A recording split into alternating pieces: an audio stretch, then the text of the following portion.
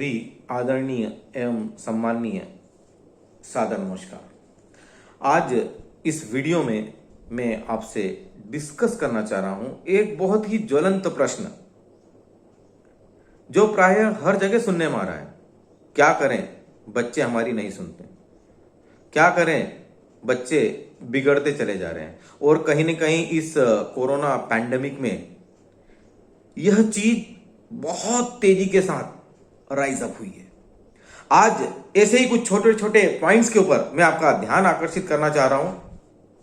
यदि इन पॉइंट्स को आप ध्यान से सुनेंगे और इनमें सुधार करने की कोशिश करेंगे तो निसंदेह आप अपने बच्चों को सही राह दिखा पाएंगे और उनको बिगड़ने से बचा पाएंगे। यदि मैं बात करता हूं कि भाई बच्चे बिगड़ रहे हैं तो किसका दोष है, प्रायः मैंने पेरेंट्स से यह सुना है और सालों से सुनता आया हूं, गलती केवल और केवल बच्चों की है। सर ये हमारी बिल्कुल नहीं सुनते हैं। That is not the right things. ये बिल्कुल सही नहीं है। आप गलत बोल रहे हैं कि बच्चे आपकी नहीं सुनते हैं। अब मैं आपको स्टार्ट करता हूं कहां से। ये जर्नी हमारी लंबी चलेगी और मैं स्टार्ट कर रहा हूं बच्चे के जन्म से कि भाई ऐसा क्या होता है कि कुछ समय के बाद बच्चे हमारी सुनना बंद कर देते हैं।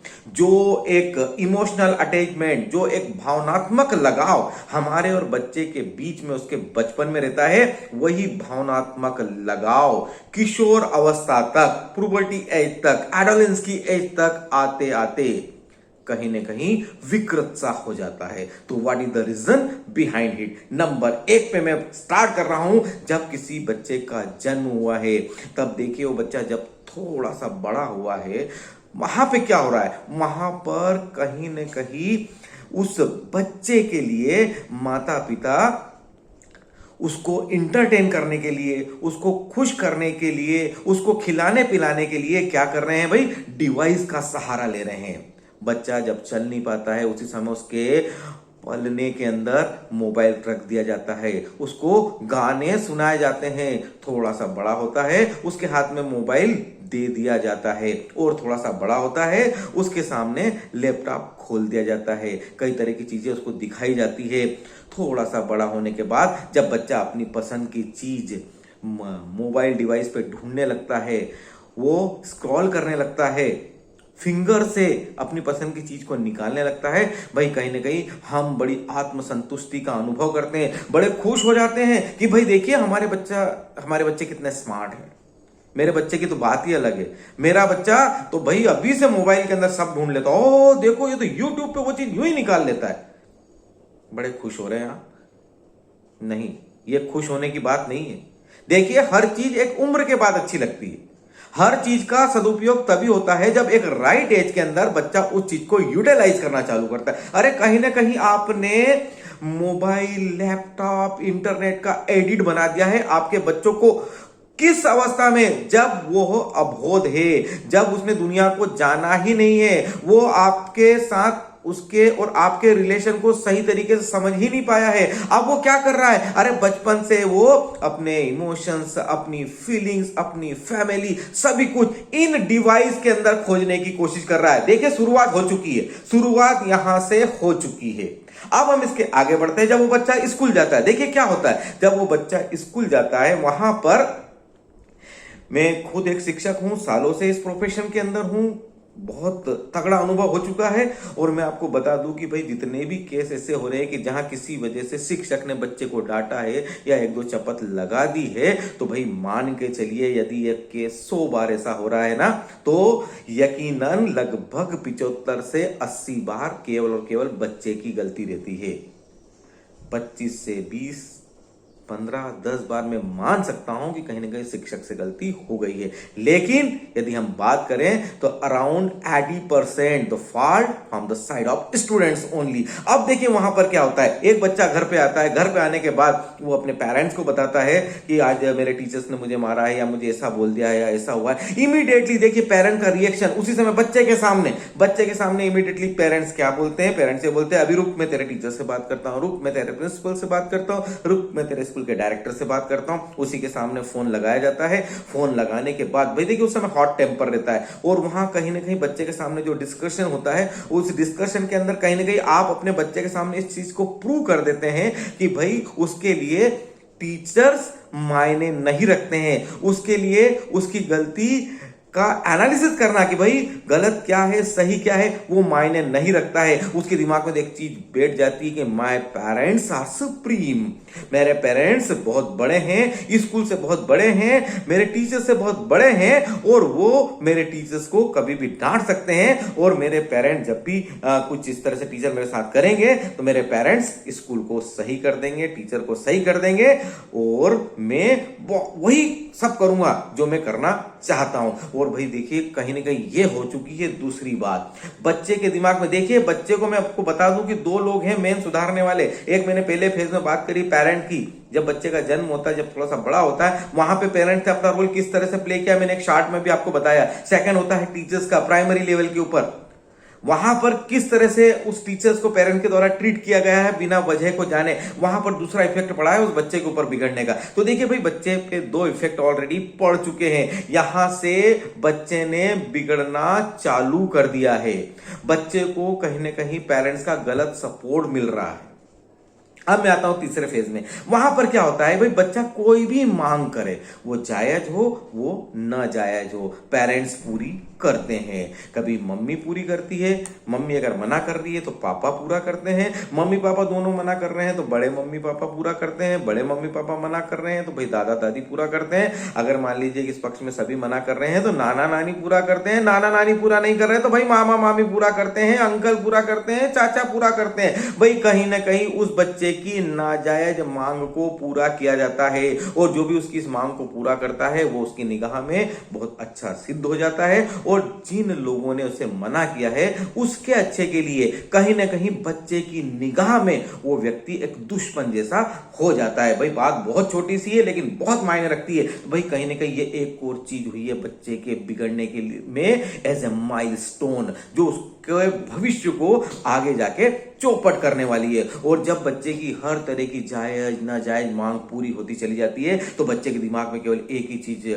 बैठ जाती है कि भाई मैं जो बोलूंगा वो मेरे परिवार को करना ही पड़ेगा। और जिस दिन परिवार इस चीज का विरोध करता है तब कहीं ना कहीं बच्चे के बीच में और उसके पेरेंट के बीच में जो एक रिलेशंस हैं, जो एक बॉन्डिंग है, जो एक फैमिली बॉन्डिंग है, वो कहीं ना कहीं एकदम से खिंचती चली जाती है, एकदम से बड़ी होती चली जाती है।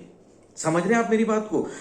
अब देखिए, अब मैं अगले फेज में आ रहा हूं, अगली स्थिति में आ रहा हूं कि भाई बच्चा और कहां बिगड़ता है। जो सबसे इंपॉर्टेंट एस्पेक्टर है, जहां पर सबसे ज्यादा प्रॉब्लम्स आ रही है, वो कौन सा है? दैट इज द एडोलेंसेज, बच्चे की किशोर अवस्था।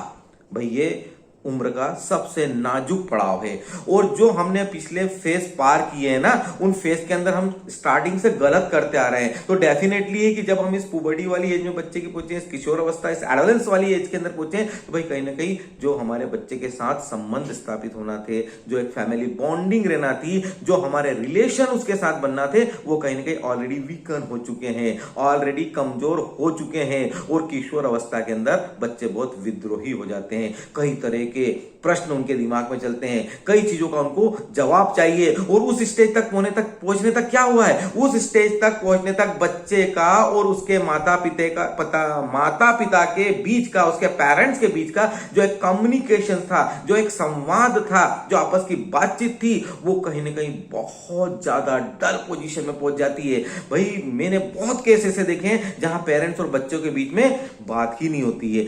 जब बच्चे को जरूरत होती है उस समय वो पेरेंट्स से बोलता है, जब पेरेंट्स को कुछ जरूरत होती है उस समय बच्चे से बात की जाती है। एक हेल्दी एटमॉस्फेयर में कहीं भी बच्चे के हित की बातें नहीं होती है, और पेरेंट्स और किशोर अवस्था के बच्चों के बीच में मैक्सिमम फैमिलीज के अंदर केवल और केवल काम पूर्ति बात होती है।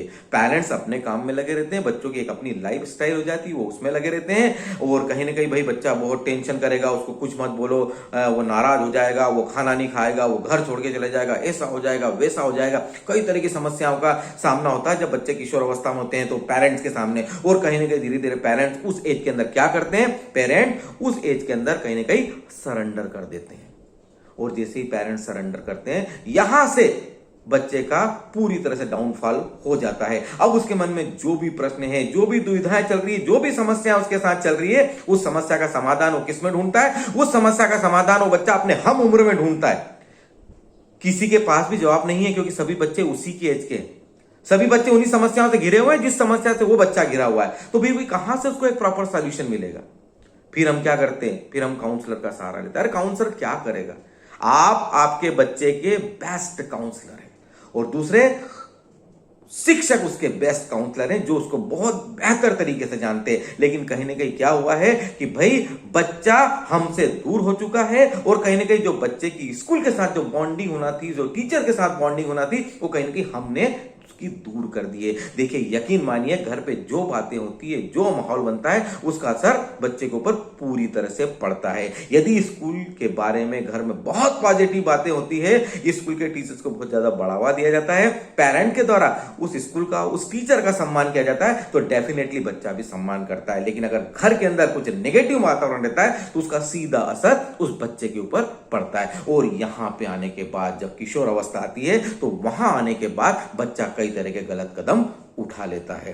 कारण मैंने अभी बताया कि बहुत ही सिंपल, कहीं ना कहीं जो फैमिली बॉन्डिंग है बिल्कुल पूरा हो चुकी है। आप बताइए, कब बच्चों को आप समय दे रहे हैं? कोई समय आप बताएंगे मुझे कि जब आप बच्चों को सही मायने में समय दे रहे हैं? वेरी रेयर फैमिलीज, बहुत रेयर फैमिलीज हैं जो बच्चों को सही मायनों में समय दे पा रही है। आप बोलेंगे साहब हम बच्चों को वीकेंड पे घुमाने ले जाते हैं, वंस ए मंथ घुमाने जाते हैं, वंस ए ईयर घुमाने ले जाते हैं। भाई देखिए, मैंने मैक्सिमम फैमिली में देखा कि उस समय भी हम बच्चे को लेके अकेले नहीं जा रहे हैं, या तो हम हमारी फैमिली ट्रिप में जा रहे हैं, वो रिलीजियस ट्रिप भी हो सकती है, वो फैमिली ट्रिप भी हो सकती है, राइट, या फिर हमारे फ्रेंड सर्कल के साथ जा रहे हैं। तो भाई देखिए, वहां पर क्या हुआ, सबका अपना अपना सर्कल है। आपका अपना सर्कल है, मतलब फादर का अपना सर्कल है, मदर का अपना सर्कल है, बच्चों का अपना सर्कल है। अरे कहां हुई आपकी बॉन्डिंग स्ट्रांग?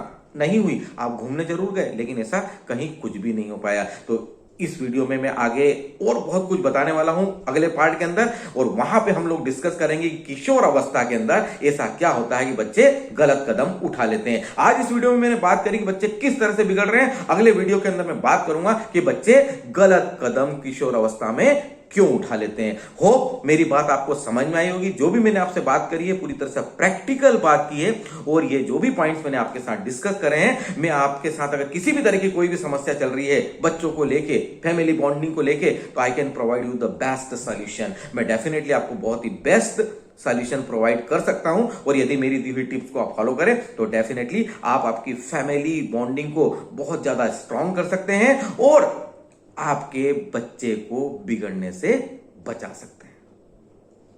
Thank you. ना सिखाए तुझे दौड़ना है, जीना सिखाए तुझे